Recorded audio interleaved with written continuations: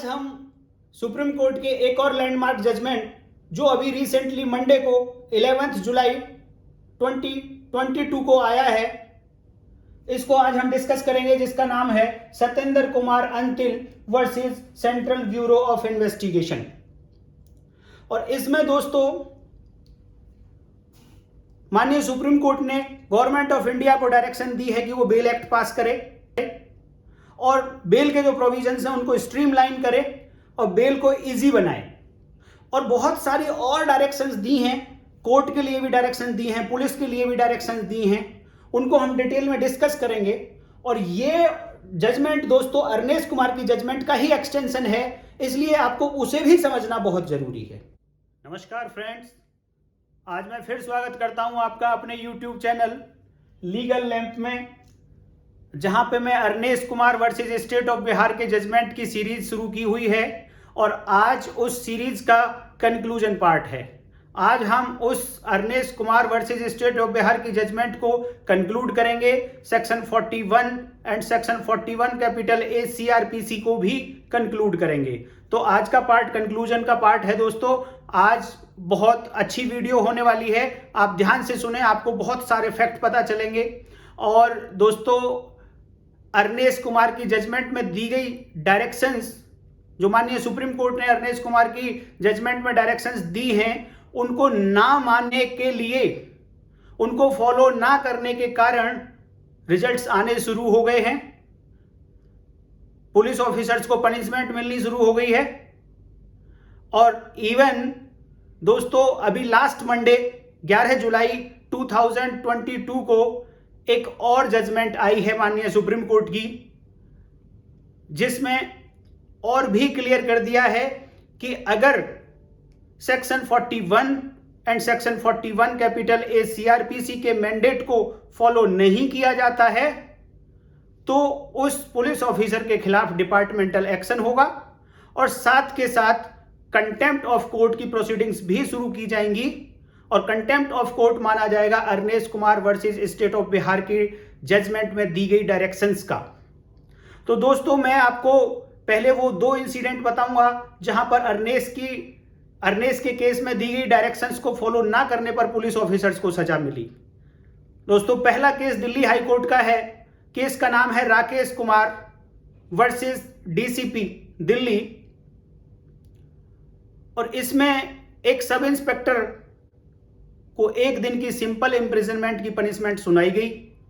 वो इसलिए सुनाई गई, डिसाइड किया गया कि सब इंस्पेक्टर ने Arnesh Kumar versus state of Bihar की जजमेंट में माननीय सुप्रीम कोर्ट द्वारा दी गई डायरेक्शंस को कंप्लाई नहीं किया। दूसरा इंसिडेंट दोस्तों तेलंगाना हाई कोर्ट का है और केस का नाम है जक्का विनोद रेड्डी वर्सेस AR श्रीनिवासन। इसमें हुआ क्या दोस्तों, थोड़ा सा ब्रीफ बताऊंगा। इसमें जो पिटिशनर हाई कोर्ट पहुंचा वो एक्यूज था एक केस का जो उसकी पत्नी ने उसके खिलाफ दर्ज कराया था 498A और डोरी प्रोविजन एक्ट के अंतर्गत। ये पर्सन इंडिया से बाहर था, बट पुलिस ऑफिसर्स को, इन्वेस्टिगेटिंग ऑफिसर्स को, DCPs को मेल के थ्रू कम्युनिकेट कर रहा था। लेकिन पुलिस ऑफिसर्स ने ये कहते हुए कि ये एक्यूज इन्वेस्टिगेशन ज्वाइन नहीं कर रहा है, अरेस्ट से भाग रहा है और बिना 41A CRPC का नोटिस इशू किए पुलिस ने इस पर्सन के अगेंस्ट लुकआउट सर्कुलर नोटिस करा दिया, शॉर्ट में जिसे LOC कहते हैं, और मजिस्ट्रेट कोर्ट से इसके खिलाफ NBW non bailable warrant issue करा दिए। और जब इसने हाई कोर्ट में क्वेश्चन डाली तो इसके खिलाफ चार्जशीट भी फाइल कर दी गई। तो हाई कोर्ट ने दोनों पार्टीज को सुनने के बाद यह डिसाइड किया कि पुलिस ऑफिसर्स ने इस मैटर में सेक्शन 41 कैपिटल A CRPC और अर्नेस्ट की जजमेंट की जो डायरेक्शंस थी उनको फॉलो नहीं किया। इस केस के IO और उसके SHO और DCP जिनके सिग्नेचर में लुकआउट सर्कुलर इशू कराने की रिक्वेस्ट गई थी और वो अथॉरिटी जिसने लुकआउट सर्कुलर इशू किया था, चारों को 4-4 वीक की पनिशमेंट सुना दी। और इसमें यही कहा गया कि इन्वेस्टिगेटिंग ऑफिसर ने सेक्शन 41A कैपिटल सीआरपीसी का नोटिस इशू नहीं किया जो मैंडेटरी था।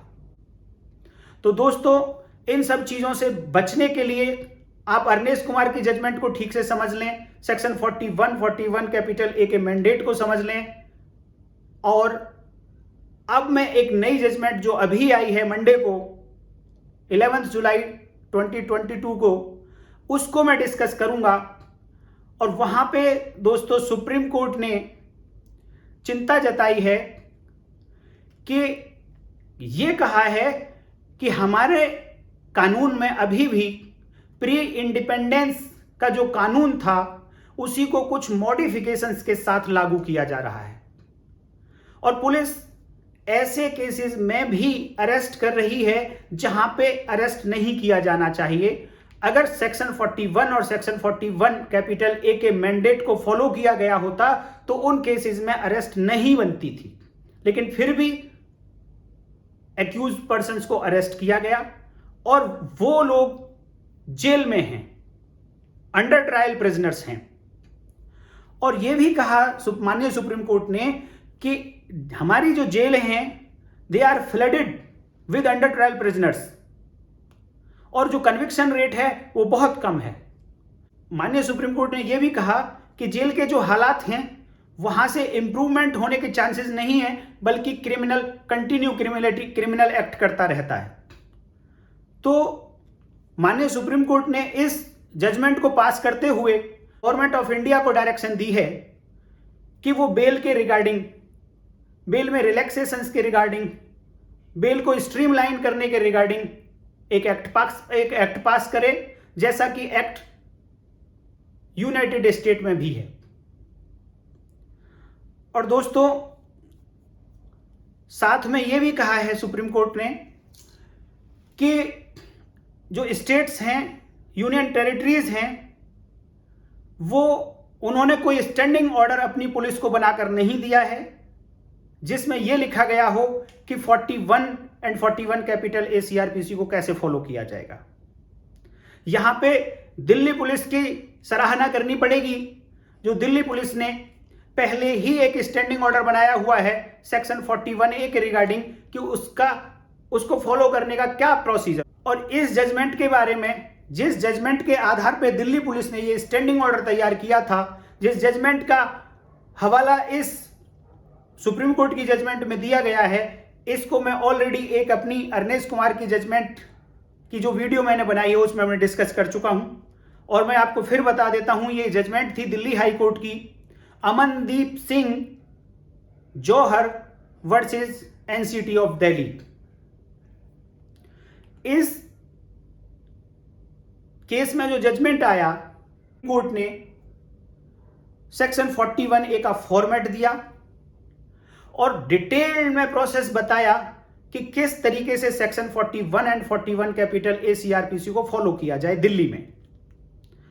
तो इन डायरेक्शंस को फॉलो करते हुए दिल्ली पुलिस ने एक स्टैंडिंग ऑर्डर नंबर 109/2020 तैयार किया है। इसको मैं दोस्तों अपने वीडियो के डिस्क्रिप्शन में मेरे टेलीग्राम चैनल का लिंक मैं दे दूंगा और वहां पे इसकी पीडीएफ आपको मिल जाएगी। इसको देख लें और आप पढ़ लें। उससे पहले दिल्ली पुलिस ने एक और स्टैंडिंग ऑर्डर बनाया है, गाइडलाइंस फॉर अरेस्ट। इसमें दोस्तों बहुत अच्छी बात यह थी कि Arnesh Kumar versus state of Bihar के जजमेंट में एक चेक लिस्ट की बात की गई। जो चेक लिस्ट दिल्ली पुलिस ने इस स्टैंडिंग ऑर्डर में तैयार की है, उस चेक लिस्ट की फोटोकॉपी पीडीएफ में मैं आपको फिर से टेलीग्राम के चैनल पे दे देता हूं, जिसका लिंक वीडियो के डिस्क्रिप्शन में आपको मिल जाएगा। और उस स्टैंडिंग ऑर्डर में क्या क्या बातें लिखी हैं मैं आपको अभी यहां पे पढ़ के बताऊंगा, समझाऊंगा भी। और दोस्तों यहीं से हम कुछ हेल्प भी ले सकते हैं दूसरे स्टेट्स की पुलिस भी हेल्प ले सकती हैं कि इस 41A के नोटिस को किस तरीके से सर्व किया जाएगा। तो दोस्तों ये स्टैंडिंग ऑर्डर है, standing order number 109/2020 Delhi police का स्टैंडिंग ऑर्डर है। और इस स्टैंडिंग ऑर्डर का नाम है, हेडिंग है procedure of issuance of notice order by police under section 41 capital A CRPC। और इस स्टैंडिंग ऑर्डर के अंदर जो सबसे पहला पॉइंट है, it is very important point, जहां पे लिखा गया है कि police officer should mandatorily required to issue notice under section 41A CRPC in prescribed format. तो अब क्वेश्चन उठता है कि दोस्तों प्रेस्क्राइब्ड फॉर्मेट कहां से आएगा? तो इसी जजमेंट में दिल्ली हाई कोर्ट ने 41A CRPC का एक फॉर्मेट भी प्रेस्क्राइब किया है। और साथ में देखो एक यहां पे बोला गया है, मैंडेटरीली वर्ड यूज हुआ है यहां, और कहा गया है कि 41A CRPC का नोटिस इशू करना ही पड़ेगा पुलिस ऑफिसर को। और दोस्तों ये ऐसे केसेस के लिए बात हो रही है जहां पे केस के अंदर ऐसे ऑफेंसेस हैं जिनमें पनिशमेंट या तो 7 साल तक की है या 7 साल से कम की है। और 7 साल से ज्यादा की पनिशमेंट वाले ऑफेंसेस के जब केस की बात आएगी तो मैं लास्ट में मैं इसके बारे में भी समझाऊंगा कि वहां पे कौन सा नोटिस दिया जाएगा। यह भी एक अपने आप में बड़ा क्वेश्चन है दोस्तों, तो लास्ट में इस क्वेश्चन को सॉल्व कर देंगे। और सबसे बड़ी बात यह है कि यहां पे इशू वर्ड लिखा है, तो केवल इशू कर देने मात्र से काम नहीं चलेगा। कोई नोटिस अगर इशू होता है तो उसकी सर्विस भी उतनी ही इंपॉर्टेंट है। तो इसी पॉइंट में लिखा है कि उस नोटिस को सर्व किया जाएगा as per provisions of chapter 6 of CRPC। Chapter 6 CRPC में प्रोविजंस बताए गए हैं कि कोई सम्मन कैसे सर्व होगा, कोई नोटिस कैसे सर्व होगा। उसी तरीके से सेक्शन 41A CRPC का नोटिस भी सर्व किया जाएगा। सेकंड पॉइंट में बताया गया है कि जब कोई नोटिस 41A CRPC का किसी एक्यूज पर्सन को सर्व कर दिया जाता है तो उस एक्यूज पर्सन की ड्यूटी बनती है कि उस नोटिस को कंप्लाई करेगा। यह सेकंड पॉइंट है इस स्टैंडिंग ऑर्डर का, जो सेक्शन 41 कैपिटल A में भी लिखा गया है। अब पॉइंट नंबर 3 आता है दोस्तों। देखो आप ना इन बातों को समझने के लिए आप ये सोचें कि आप खुद नोटिस इशू कर रहे हैं। आप अगर पब्लिक हैं तब भी यही सोचें, आप अगर एक लॉयर हैं तब भी यही सोचें, आप एक पुलिस ऑफिसर हैं, अगर आप इन्वेस्टिगेटिंग ऑफिसर हैं तो आपको पता सोचना ही ऐसे पड़ेगा। आप नहीं भी हैं अगर इन्वेस्टिगेटिंग ऑफिसर तो भी आप ऐसे सोचें कि जैसे आप ही नोटिस इशू कर रहे हैं। तो उसको समझने के लिए आपने पिक्चराइजेशन करना है कि आपने नोटिस इशू किया, इशू कर दिया, अब मैं सर्विस कैसे कराऊं। तो सर्विस कराने का प्रोसेस बता दिया, चैप्टर 6 CRPC के अकॉर्डिंग करा दीजिए। अब क्वेश्चन आता है कि ये नोटिस सर्विस हो गया, एक्यूज पर्सन के पास पहुंच गया, अब एक्यूज पर्सन की क्या ड्यूटी बनती है? तो एक्यूज पर्सन की ड्यूटी ये है कि उस नोटिस को कंप्लाई करेगा। अब प्रैक्टिकली आप देखें तो जरूरी नहीं है कि कोई पर्सन जो नोटिस के अंदर टाइम एंड प्लेस दिया गया है उस टाइम एंड प्लेस पर पहुंचने के लिए कैपेबल भी होगा। जरूरी नहीं है, कई बार सिचुएशन ऐसी हो जाती है कि वो नहीं पहुंच सकता है। तो ऐसी सिचुएशन में क्या करना होगा? तो ऐसी सिचुएशन में उस एक्यूज पर्सन की ड्यूटी है दोस्तों, जिस एक्यूज पर्सन को नोटिस दिया गया है, कि वो टाइमली इन्वेस्टिगेटिंग ऑफिसर को इन्फॉर्म करे, इन राइटिंग इन्फॉर्म करे कि उसको कुछ प्रॉब्लम है, वो कैपेबल नहीं है इस टाइम पे पहुंचने में। इसकी सपोर्ट में वो एक जस्टिफिएबल कॉज बताए, समय कारण बताए कि किस कारण से वो नहीं आ पा रहा है। और इसके बाद ये जब कई बार ऐसा हो सकता है दोस्तों कि जिस डेट को बुलाया गया है एक्यूज पर्सन को, उस डेट तक हो सकता है कि वो रिटर्न में इन्फॉर्म भी ना कर सके। तो इसी बात को ध्यान में रखते हुए स्टैंडिंग ऑर्डर में यह भी कहा गया है कि जिस डेट पर बुलाया गया था उस डेट के आगे 4 वर्किंग डेज के अंतर्गत वो एक्यूज पर्सन इन्वेस्टिगेटिंग ऑफिसर को इन्फॉर्म कर सकता है कि वो किन कारणों से इस डेट पे नहीं आ सकता या नहीं आ पाया। दूसरी अपने डेट एंड टाइम को वो रीशेड्यूल कराने की रिक्वेस्ट कर सकता है। अब बात आती है कि ये रिक्वेस्ट पुलिस ऑफिसर के पास आ गई, पुलिस ऑफिसर क्या करेगा? पुलिस ऑफिसर की ड्यूटी बनती है कि वो उन कारण को, उन रीजंस को देखे, पढ़े, जिन रीजंस के कारण वो रीशेड्यूलमेंट चाहता है। तो अगर पुलिस ऑफिसर को लगता है कि ये पर्सन इन्वेस्टिगेशन में डिले कराने के लिए इंटेंशनली नहीं आना चाह रहा है, तो इस स्टैंडिंग ऑर्डर में यह कह दिया गया है दोस्तों कि चाहे तो पुलिस ऑफिसर अगर उसके पास रीजन है तो वो रीशेड्यूल ना करे, अदरवाइज अगर रीजन उसके जस्टिफाइड लगते हैं तो ये रीशेड्यूल करके दूसरी डेट दे देगा। अब अगली बात ये आती है कि किसी एक्यूज पर्सन को नोटिस मिला और अब वो आ भी जाता है, नोटिस को कंप्लाई भी करता है, तो नोटिस के फॉर्मेट में लास्ट में एक एक्नॉलेजमेंट बनाया गया है और एक्यूज चाहे तो इन्वेस्टिगेटिंग ऑफिसर का रिक्वेस्ट कर सकता है जब वो इन्वेस्टिगेशन ज्वाइन कर लेता है कि वो एक्नॉलेजमेंट इन्वेस्टिगेटिंग ऑफिसर से ले।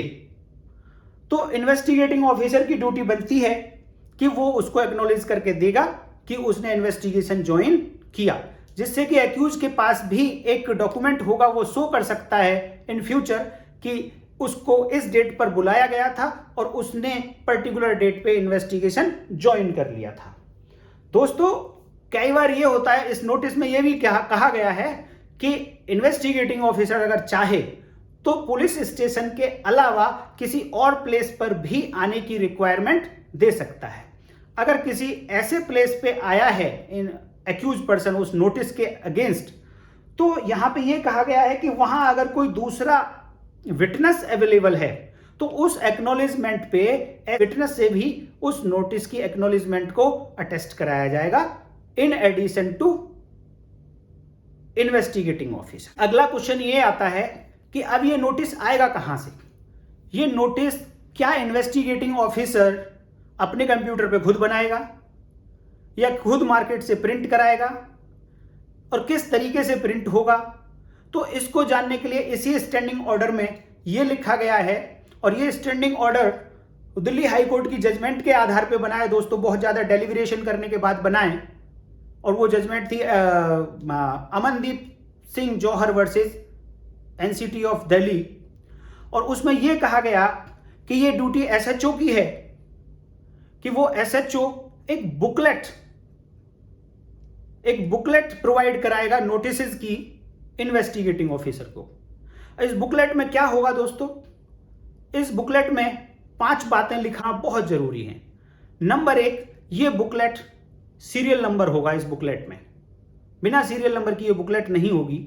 इस बुकलेट में नोटिस होंगे, डुप्लीकेट में नोटिस होंगे। डुप्लीकेट में नोटिस होने का मतलब है कि 2 नोटिस के ऊपर सेम नंबर लगा होगा और उस नोटिस के अंदर केस नंबर लिखा गया होगा और डेट एंड टाइम और प्लेस जहां पे इन्वेस्टिगेशन ज्वाइन करना है एक्यूज को वो लिखा जाएगा। और उसमें यह भी लिखा जाएगा कि अगर इस नोटिस को कंप्लाई नहीं किया गया तो उसके क्या कंसीक्वेंसेस होंगे और लास्ट में उस नोटिस के अंदर एक्नॉलेजमेंट होगा। ये सारी बातें उस नोटिस के अंदर होनी चाहिए। अब जब ये 2 डुप्लीकेट में जब ये बुकलेट तैयार होगी तो जो ओरिजिनल नोटिस होगा वो एक्यूज पर्सन को दे दिया जाएगा और उसके नीचे एक व्हाइट पेपर, देखो स्टैंडिंग ऑर्डर में तो ये कहा गया है कि व्हाइट पेपर पे इसकी एक कार्बन कॉपी तैयार की जाएगी। वो कार्बन कॉपी इन्वेस्टिगेटिंग ऑफिसर अपनी केस डायरी में रखेगा और जरूरत पड़ने पर मजिस्ट्रेट को या कोर्ट को दिखा देगा। लेकिन प्रैक्टिकली अगर आप चाहें तो इस बुकलेट को ट्रिप्लिकेट में बनवा सकते हैं,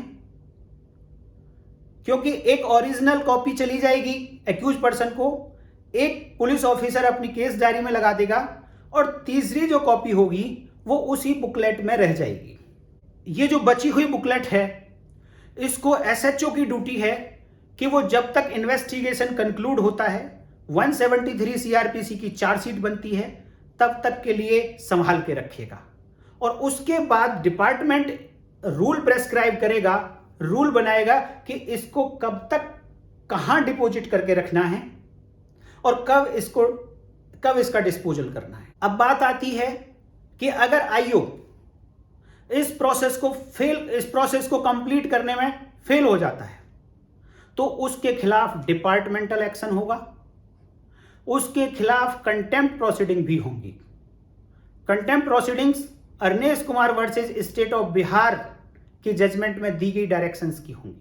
और इसी जजमेंट में यह भी डायरेक्शन दी गई कि इस प्रोसीजर की पब्लिसिटी कराई जाएगी जिससे कि पब्लिक को पता चल सके।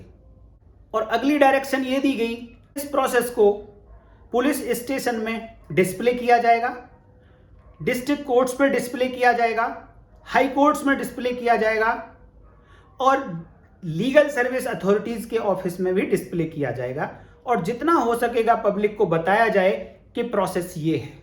और अगली डायरेक्शंस कि इसके रिगार्डिंग ट्रेनिंग दी जाएगी, दोनों लोगों को दी जाएगी, पुलिस ऑफिसर्स को भी और जुडिशियल ऑफिसर्स को भी ट्रेनिंग दी जाएगी कि ये कैसे फॉलो किया जाएगा। जितनी भी बातें ऊपर लिखी हैं इनके रिगार्डिंग ट्रेनिंग दी जाएगी पुलिस ऑफिसर्स को और जुडिशियल ऑफिसर्स को। और साथ में ये भी बता दिया गया कि जो ये प्रोसेस अभी मैंने डिस्कस किया है ये केवल 41A CRPC तक ही सीमित नहीं होगा। ये दूसरे अगर नोटिस हैं 91 CRPC का, 160 CRPC का, 175 CRPC का, ये उनके लिए भी एप्लीकेबल होगा। अगली डायरेक्शंस में हाई कोर्ट ने ये बोला कि ये ऑर्डर डिपार्टमेंट को भेजा जाए जो वो सर्कुलर इशू करेंगे ये प्रोसेस को बताते हुए। तो दोस्तों दिल्ली पुलिस ने ये 109/2020 स्टैंडिंग ऑर्डर अपना पास किया और जिसमें वही बातें जो हाई कोर्ट ने अपने जजमेंट में बोली थी उनको लिखा गया है और पुलिस ऑफिसर्स को बताया गया है कि कैसे 41A का नोटिस सर्व किया जाएगा, उसका प्रोसेस आगे क्या होगा। तो दोस्तों जिन दोस्तों को ये स्टैंडिंग ऑर्डर चाहिए तो मेरे टेलीग्राम चैनल का मैं लिंक डिस्क्रिप्शन में दे दूंगा, वहां पे आप जाएं, मेरे चैनल को ज्वाइन करें और वहां PDF आपको मिल जाएगी। स्टैंडिंग ऑर्डर जो भी यहां पे रेलेवेंट स्टैंडिंग ऑर्डर हैं वो वहां पे आपको मिल जाएंगे।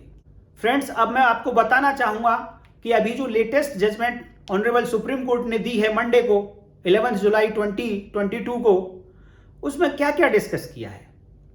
टाइटल है दोस्तों सत्येंद्र कुमार अंतिल वर्सेस CBI। माननीय सुप्रीम कोर्ट ने कहा है कि our jails are flooded with under trial prisoners but conviction rate is very low. और यह भी कहा है कि ऐसे लोगों को भी अरेस्ट किया है कि अगर section 41 and 41 capital A CRPC को प्रॉपरली फॉलो किया गया होता तो उनको अरेस्ट नहीं किया गया होता। साथ में यह भी कहा कि इंडिया इज ए डेमोक्रेसी और इसको पुलिस स्टेट नहीं बनने दिया जाएगा। और गवर्नमेंट ऑफ इंडिया को यह डायरेक्शन दी है कि वो बेल एक्ट को एनेक्ट करें जिसमें बेल प्रोविजंस को स्ट्रीमलाइन किया जाए, बेल को कैसे इजी किया जाए, इस तरीके का एक एक्ट बनाने के लिए डायरेक्शन दी है गवर्नमेंट ऑफ इंडिया को। और यह भी कहा है कि अगर अनएक्सप्लेन्ड डिले है, अवॉइडेबल डिले है, तो यह एक बेल का कारण होगा, इसको कंसीडर किया जाए कि बेल दे दी जाए कि उसको। ऐसा भी इस जजमेंट में बोला गया है।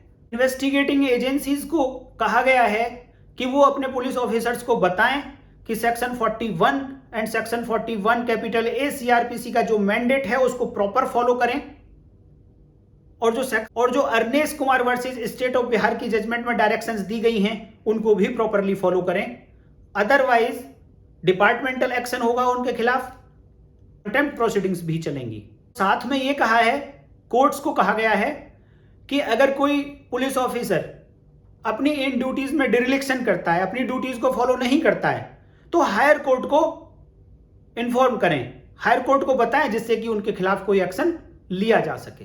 अगली डायरेक्शंस कोर्ट्स को दी है और कहा गया है कि कोर्ट्स अपने आप को सेटिस्फाई करें कि जब भी कोई अरेस्टेड पर्सन उनके सामने प्रोड्यूस किया जाता है तो वो अपने आप को सेटिस्फाई करें कि सेक्शन 41A की कंप्लायंस हुई है Arnesh Kumar versus state of Bihar में दी गई डायरेक्शंस की कंप्लायंस हुई है, और अगर नहीं हुई है तो यह कहा गया है कि accuse is entitled to bail, court उसे बेल देते हैं। अगली direction state governments union territories को दी गई है कि वो अपने पुलिस ऑफिसर्स को स्टैंडिंग ऑर्डर बना कर दें, जैसे कि दिल्ली पुलिस ने बना के दिया है। एक और डायरेक्शन इसमें दी गई है जहां पे ये कहा गया है, सुप्रीम कोर्ट की एक और जजमेंट है Siddharth versus state of UP, जहां पे ये कहा गया कि जब चार्जशीट कोर्ट के सामने पेश की जा रही है तो हर केस में एक्यूज को अरेस्ट करके कोर्ट के सामने लाना आवश्यक नहीं है। हाई कोर्ट्स को यह डायरेक्शन दी गई है कि वो ये फाइंड आउट करें कि जो अंडर ट्रायल प्रिजनर्स हैं वो कितने ऐसे लोग हैं उनमें से जो बेल की कंडीशंस को पूरा नहीं कर पाते हैं, और साथ में यह भी डायरेक्शन दी गई है कि यह भी चेक करें कि सेक्शन 436 कैपिटल ए सीआरपीसी की कंडीशंस को कितने अंडर ट्रायल प्रिजनर्स कंप्लीट करते हैं, और इस प्रोसेस को कंप्लीट करने के बाद नेसेसरी एक्शन लें और उनको बेल पे रिलीज करने के लिए सेक्शन 440 सीआरपीसी के अकॉर्डिंग बेल पे रिलीज करने के लिए डायरेक्शन दी है। बेल के प्रोविजंस के रिगार्डिंग इसी जजमेंट में यह कहा गया है कि बेल एप्लीकेशन को 2 हफ्ते में कोर्ट्स डिसाइड कर दें, और अगर एंटीसिपेटरी बेल है तो उसके लिए यही टाइम 4 हफ्ते का दे दिया है कि एंटीसिपेटरी बेल को आप 4 हफ्ते में डिसाइड कर दें, जब तक कि कोई एक्सेप्शनल सर्कमस्टांसेस ना हो। इतनी सारी डिस्कशन होने के बाद दोस्तों, अरनेश पे मैंने 4 वीडियो पहले बनाई, ये कंक्लूजन पार्ट है। इन सब के बाद और अरनेश कुमार की जजमेंट में कोर्ट की इंटेंशन को देखते हुए, सत्येंद्र कुमार अंतिल की जजमेंट में कोर्ट की इंटेंशन को देखते हुए, मैं आप लोगों को दोस्तों एक प्रोसेस बताना चाहता हूं कि आप किस तरीके से सेक्शन 41A को अप्लाई कर सकते हैं।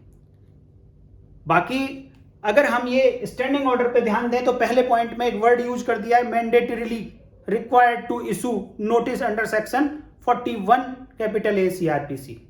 तो दोस्तों, सबसे पहले आप जैसे ही कोई ऐसा केस आप दर्ज करते हैं जिस केस में जो ऑफेंसेस हैं, जो धाराएं लगी हुई हैं, उनमें पनिशमेंट केवल 7 साल तक की है या 7 साल से कम की है, तो ऐसे केसेस में आप 2 हफ्ते के अंदर अंदर अगर एक्यूज्ड आइडेंटिफाइड है, नेम्ड है, तो उसको आप 41A सीआरपीसी का नोटिस इशू कर दें, और 2 हफ्ते के अंदर अंदर ही ये बात आप कोर्ट को एक रिटन इंफॉर्मेशन पहुंचा दें। अब अगली बात ये उठेगी कि 2 हफ्ते के अंदर हो सकता है कि मुलजिम जो एक्यूज पर्सन है वो इन्वेस्टिगेशन ज्वाइन कर ले, हो सकता है वो ना करे।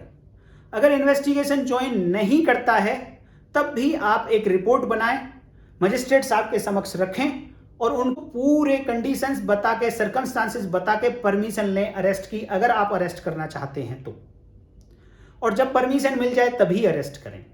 दूसरी कंडीशन है कि वो इन्वेस्टिगेशन ज्वाइन करता है, लेकिन इन्वेस्टिगेशन के बाद आप पाते हैं कि उसकी अरेस्ट बहुत ज्यादा जरूरी है, किसी पर्टिकुलर फैक्ट्स की, प्रॉपर्टी की, डॉक्यूमेंट की रिकवरी के लिए, या वो स्टैंडिंग ऑर्डर 330 ऑफ 2019 में जो एक चेकलिस्ट दी गई है, वो भी मैं दोस्तों टेलीग्राम के चैनल पे मैं पीडीएफ में प्रोवाइड करा दूंगा, डिस्क्रिप्शन में लिंक मिल जाएगा, वो आप देख लें।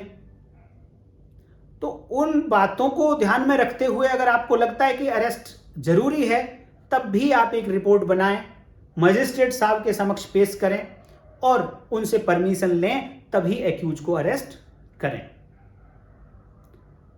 अब क्वेश्चन उठेगा कि अगर एक्यूज नेम नहीं है एफआईआर में, तो दोस्तों आप अपना इन्वेस्टिगेशन करें, और जब आपको पता चल जाए, जब आप अपने एक्यूज को आइडेंटिफाई कर लें, तभी आप उसको 41A का नोटिस दे दें, और उस दिन से 14 दिन के अंदर, 2 वीक के अंदर अंदर आप मजिस्ट्रेट साहब को भी इन्फॉर्म कर दें कि इस डेट पर हमें आइडेंटिफाई हो पाया कि ये पर्सन हमारा एक्यूज है, उसको 41A का नोटिस दे दिया गया है इस डेट पर।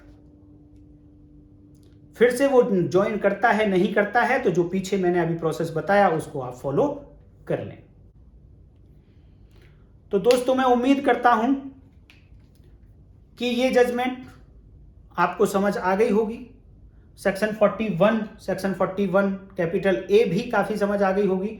और कंप्लीटली आप समझना चाहते हैं तो मेरे चैनल की प्लेलिस्ट में चले जाएं, वहाँ पे अर्नेस के नाम से मैंने प्लेलिस्ट बनाई है।